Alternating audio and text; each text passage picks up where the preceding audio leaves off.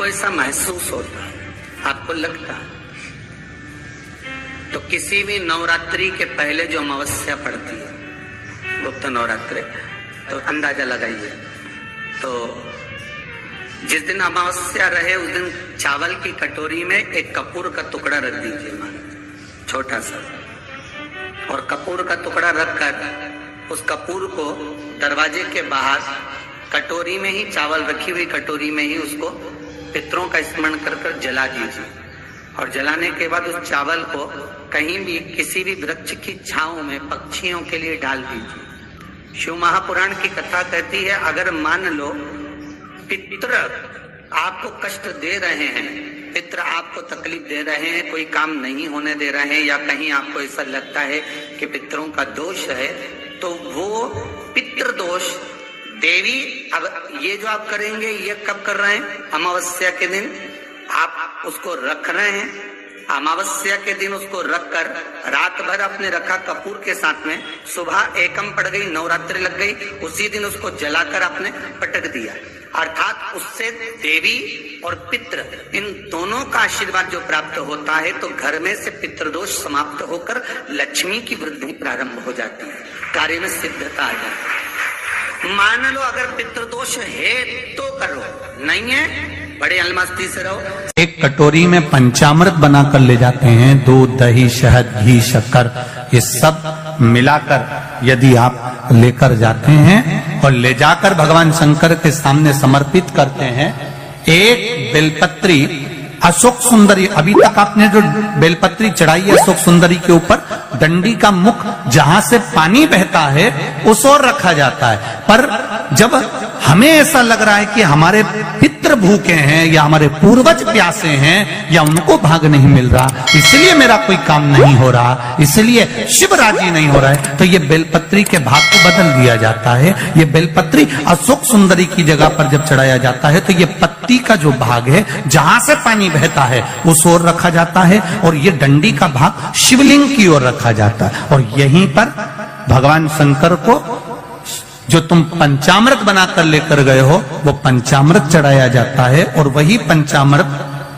थोड़ा सा शिवलिंग पर चढ़ा दिया जाता है। उसके बाद में पितृ पूर्वज जल की आस नहीं रखते, न भोजन की आस रखते हैं, क्योंकि शंकर उनको तृप्त कर देते हैं, शिव उनको पूर्ण कर देते हैं। इनके यहाँ पितृदोष होता है, काल सर्प दोष होता है, वास्तु दोष होता है, उनको ज्यादा कुछ नहीं करना होना।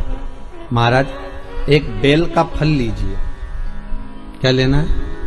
बेल का फल, बेलपत्री का जो फल होता है उसको ले लो, उसके अंदर का जो गुर्दा होता है, अंदर का जो भाग होता है उसको निकाल लीजिए, और उस बेल के फल में आटा सेक कर उसमें शक्कर मिलाकर उसको उसके अंदर भर लीजिए।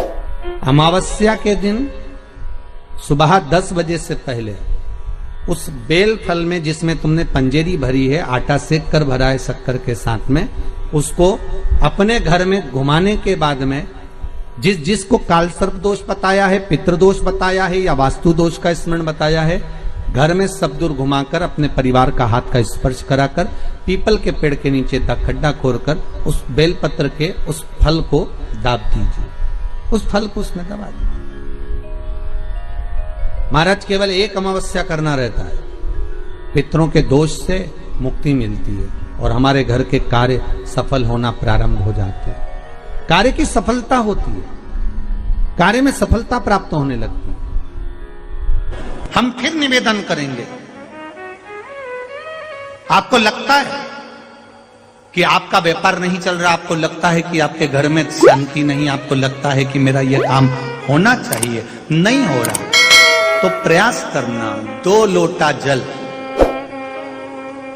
घर से लेकर जाइए, एक के ऊपर एक कलश को रख लो, नीचे 5 बेलपत्र, शिव जी के मंदिर में जाकर सबसे पहले बेलपत्र चढ़ाओ, फिर 1 लोटा जो सबसे ऊपर रखा हुआ है उसका पानी शिव जी को चढ़ा दो। दूसरा लोटा जो लेकर गए हो वो जल बेलपत्री के पेड़ के नीचे चढ़ा दो। 1 मिनट बैठकर श्री शिवाय नमस्तुभ्यम का जाप कर उस बेलपत्री के वृक्ष के नीचे जहां पर 33 कोटि देवी देवता बुआरी लगाने के लिए आते हैं, जहां लक्ष्मी 24 घंटे रहती है, सरस्वती का निवास है, 64 योगनियां जहां निवास करती हैं, 33 कोटि देवता जिस बेलपत्री के नीचे रहते हैं, उस बेलपत्री के वृक्ष के नीचे 1 मिनट बैठकर श्री शिवाय नमस्तुभ्यम कहकर अपने दिल की बात मेरे बाबा से प्रार्थना करो और अपने घर पर आ जाओ। बाबा चाहेगा तो 3 महीने में कार्य सफल कर ही दे। और शनि महाराज का भी पांव टूट गया था, टूटा था कि टूटा था, जब अपनी माता संध्या को लात मारी थी, शनि महाराज ने लात मारी तो पांव टूट गया। शनि महाराज की आंख में आंसू, देवर्षि नारद के पास है, नारद जी मेरा पांव टूट गया, मैंने अपनी मां को लात मारी। नारद जी बोले तू तो द्रोषी है, तूने अपनी माता को लात क्यों मारी? कुछ करिए। कोई देवता नहीं अपनाया, तब भगवान नारद जी ने कहा शंकर जी के शिवलिंग की स्थापना कर, उसकी पूजन कर। जहां काशी विश्वनाथ के मंदिर आप लोग जाते हो, जिस विश्वनाथ का दर्शन करते हो, ये काशी का विश्वनाथ का प्राण प्रतिष्ठा शनि महाराज ने करी थी। शनि महाराज के हाथ का शिवलिंग है, और शिवलिंग की स्थापना कर कर शनि महाराज ने भगवान शंकर से मांगा। शिवजी प्रकट हुए, मांगो शनि तुमको क्या चाहिए? शनि महाराज ने कहा मेरा पांव टूट गया, आप कृपा करिए। भगवान शंकर ने कहा शनि तूने मेरा भजन करा है, जा तेरा पांव तो जुड़ेगा, पर पांव में थोड़ी लचकता तेरी बनी रहेगी। दुनिया के लोगों को शनि लगता है और शनि को शंकर लगता है। दुनिया के लोगों को शनि लगता है, शनि को शंकर।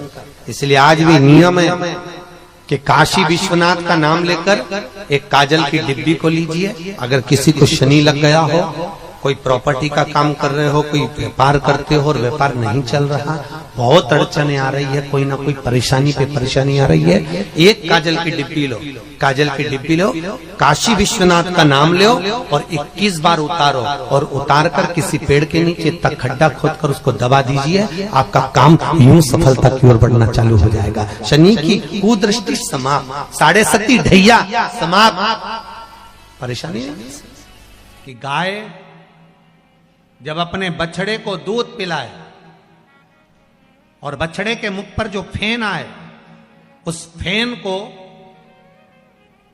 अमावस्या के दिन दोपहर में 12 बजे चम्मच में लेकर, जो बच्चा चिड़चिड़ करता हो या पढ़ाई में मन नहीं लगता हो या दिमाग थोड़ा सा कमजोर हो, डॉक्टर के इसका विवेक काम नहीं कर रहा, बुद्धि काम नहीं कर रही है, उस बच्चे को 2 या 3 अमावस्या गाय जब बछड़े को दूध पिलाए, बछड़े के मुंह पर जो फेन आता है वो फेन उस बच्चे को पिला दिया जाए तो बच्चा विद्वान होता है, उसका विवेक काम करना प्रबल हो जाता है। 12 महीने आते हैं। किसी भी एक शिवरात्रि के दिन बाबा भोलेनाथ को, महाकाल को, काशी विश्वनाथ को, शिव जी का नाम लेकर, शंकर जी का किसी भी एक शिवलिंग का, ज्योतिर्लिंग का नाम लेकर सफेद कपड़े में गोबरी की भस्मी तैयार कर लो। गोबरी जानते हो ना, कंडा बोलते हैं, गोबरी बोलते हैं, कंडा बोलते हैं। तो कंडा, अलोना कंडा, अलोना कंडा जानते हो, हाथ से थप्पा हुआ नहीं, गाय ने पोता गिराया वो सूख गया, उसको लाओ, जब वो सूखा हुआ ऐसा कैसे उसको जला लो ठंडा करके, जब वो सूख जाए उसके बाद जलाकर उसकी राख तैयार करो,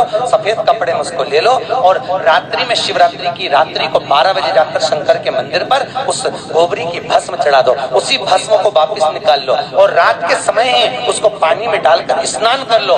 तीसरे दिन, बस 2 दिन तक लगातार उसका स्नान करना है, एक दिन शिवरात्रि की रात्रि को और एक दिन दूसरे दिन की रात्रि को। 2 दिन स्नान करिए, उसके बाद तीसरे दिन से चर्म रोग अपने आप घटना प्रारंभ हो जाता है। एक शरीर पर, कि शरीर पर सफेद दाग पड़ गए हो, चर्म रोग हो गया हो, चमड़ी सफेद पड़ गई हो, पूर्णिमा के दिन गाय जब अपने बछड़े को दूध पिलाए, उस बछड़े का मुख में जो फेन आए उसको निकाल लीजिए। पूर्णिमा की रात्रि को 12 बजे शरीर में जहां जहां पर सफेद दाग पड़ गए हो, चमड़ी सफेद हो गई हो, उस जगह पर लगा लीजिए। चंद्रमा की रोशनी में कम से कम आधा घंटा बैठ जाइए और बैठने के बाद में, उसके बाद में फिर स्नान कर लीजिए। 2 या 3 पूर्णिमा उस फेन का प्रयोग कर कर देखिए, चमड़ी अपने असली रंग में आना प्रारंभ हो जाती है। महाराज, माता गौ माता के दूध में, और बछड़ा जब दूध पान करता है, पीता है, उसमें जो बल उत्पन्न होता है, वो बल की परिभाषा कहीं वर्णित नहीं हो सकती। उसका सुख ही दूसरा। आप उसको अपने जीवन में उतार सकते हैं, आप उसको अपने जीवन में रख सकते हैं, सार्थकता उत्पन्न कर सकते हैं। श्री शिवाय नमस्तुभ्यम। मेरे चैनल को सब्सक्राइब करें, बेल आइकन प्रेस करें, जिससे कि आपको लेटेस्ट वीडियो की नोटिफिकेशन मिल जाएगी।